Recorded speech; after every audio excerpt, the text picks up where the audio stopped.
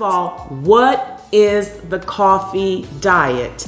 And I'll talk about the coffee loophole diet as well, that 7-second coffee loophole diet. The coffee diet was created by Dr. Bob Arnott. I think that's how you pronounce his name. But he wrote the book, The Coffee Lover's Diet, and a lot of people love coffee. Now, I'll be drinking, but this is water in here because I got a lot to talk about. So good. What he's saying in his book, The Coffee Lover's Diet, and a lot of people love coffee, is that it can increase your metabolism. It can also help with fat burning. And to follow this diet, he recommends that you drink at least 3 cups of coffee a day, at least. And it has to be black coffee, no sugar, no cream. And he wants you also to follow a 1,500 calorie diet. And the diet would be whole grain, he promotes, fruits and vegetables. And 1 meal be replaced by a green smoothie. And then the other meals, the whole grains, the fruits, and the vegetables. And he definitely wants you to limit processed foods. So with any dietary plan, I always want to know, well, is it effective? Is it sustainable? And is it safe? With any new diet, there isn't a lot of extensive research. So we're still learning as we go along. We're walking and talking as we go along. You may experience in the short-term period some weight loss. Definitely. There does seem to be an association with drinking coffee, and he says it can be caffeine or decaffeinated as long as it's black coffee. But so you can, in the short term, experience some weight loss, but it's not a healthy diet in the long term. And you could have some negative health effects. Now, I want to interject in here that the aspects that he recommends, other than the coffee, be it caffeine or decaf, those principles I support. Whole grain foods, fruits, vegetables, and decreasing your processed foods. And 1,500 calories is doable for most people. Now, definitely you're going to experience some weight loss, because if you are an individual who has been taking in 3,000 plus calories and now you are following a 1,500 calorie plan, whether you drink coffee or not, you're going to lose some weight. Now, the 7-second loophole diet, because there's a lot of buzz about that. You know, the coffee diet, that's the base. But the 7-second loophole diet, you know, if you're feeling that you want to eat and you just crave something, at that time, drink a cup of black coffee within 7 seconds of your feeling that way, and then you will feel full. If you drink a big cup of coffee, you're going to feel full. And that would help to decrease your appetite. At the same time, you are increasing your metabolic rate because you're taking in that caffeine. And that supplement consists of chromium. Now, chromium is a trace element, and it helps to metabolize protein, fats, and carbohydrates. It activates the insulin to do what the insulin does. It also has the supplement in it, L-carnitine. Well, L-carnitine can increase your fat metabolism or lipid metabolism. It's also used for weight loss. So this is in that supplement as well. You have green tea extract in that supplement, which has caffeine in it, and capsaicin. Capsaicin is in chili peppers. So you get that little fiery thing going. So this is what's in the supplement. So you take that supplement along with the coffee, and so you get this double effect going for you.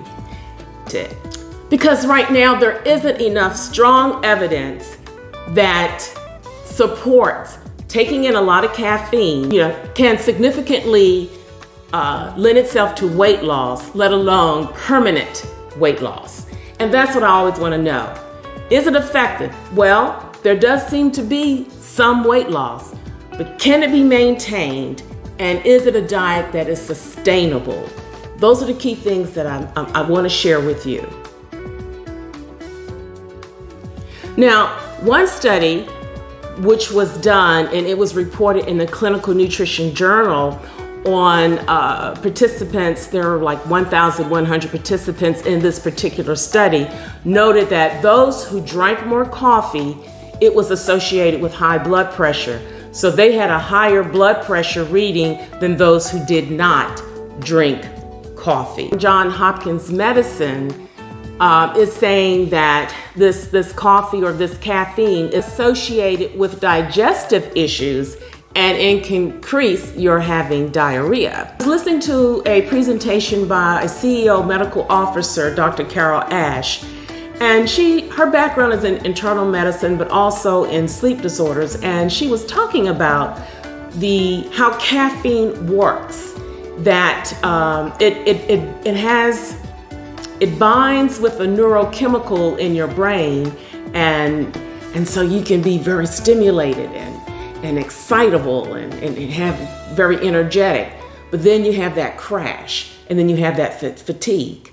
And when you're drinking coffee, it takes about 6 hours for it to get out of your system. So if someone is drinking coffee 8, 9 o'clock at night and you're trying to go to bed at 10, you are interrupting the necessary sleep that you need. And 8 to 10 hours of quality sleep should be our goal.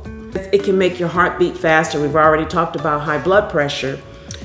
And it can cause headaches, nervousness, or dizziness. And it can cause dehydration because it can act as a diuretic and causing you to want to go to the bathroom. And unless you're drinking a lot of fluid to replace what you're losing, that could lead yourself to dehydration, which also could lead to fatigue. Now, what does research say?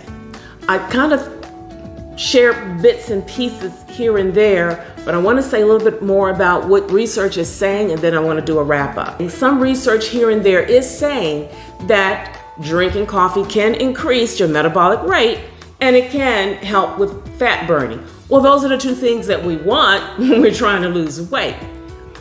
Another study, albeit was smaller, said that there is much as a 13% in increasing your metabolic rate. But one study coming from Harvard says that 4 cups of coffee, that there's just modest support that is effective in weight loss. Going with that 7-second coffee loophole, where you drink that black coffee within 7 seconds of your wanting to eat. And if you're gonna drink a big glass or a cup of coffee, you don't have the calories versus 3 slices of chocolate cake. Oh yeah, that's gonna be effective. And then the supplements that I've mentioned, those supplements, the chromium, the L-carnitine, the green tea extract, which has caffeine in it, and the capsaicin, which is found in chili pepper. And so you take that supplement too, and that's the craze right now. My take-home message is, again, there isn't a lot of strong evidence for significant weight loss, and maintenance could be an issue. I don't recommend caffeine because it's an artificial stimulant, and I want to be energized naturally. Good rest, drinking plenty of water, and eating right. That's what I recommend. If you choose to go on it for a short period, always let your doctor know or your health practitioners know that this is something that you're doing, because you could have some diagnosed issue that this would be problematic for you, even in the short term, but certainly for the long term. Because if you're getting some success, then you're going to want to continue it. And I really wouldn't recommend this diet in the long term. I always have to point out the magic is in if you've been eating 2,500 calories on a good day and you go and reduce your caloric intake to almost half that, you're going to get weight loss. So whether you're drinking coffee or not, you will experience some weight loss. But yes, you're saying, but there's that added benefit because it stimulates my metabolism and it's burning my fat, so I'm doing this and I'm doing that. It's like a win-win situation, but not necessarily so, because there are some negative effects with taking in caffeine, particularly 3 cups or more, depending on how much you're drinking. And it could definitely affect your quality sleep, which is so very important to overall health. And you know, I'm Das. This is Das Cafe. We serve to you good living. So your overall health is what's important to me. And I just wanted to bring that to your attention. So that's it for the coffee loophole diet. I'm Das. I'm out, but I hope to see you next show.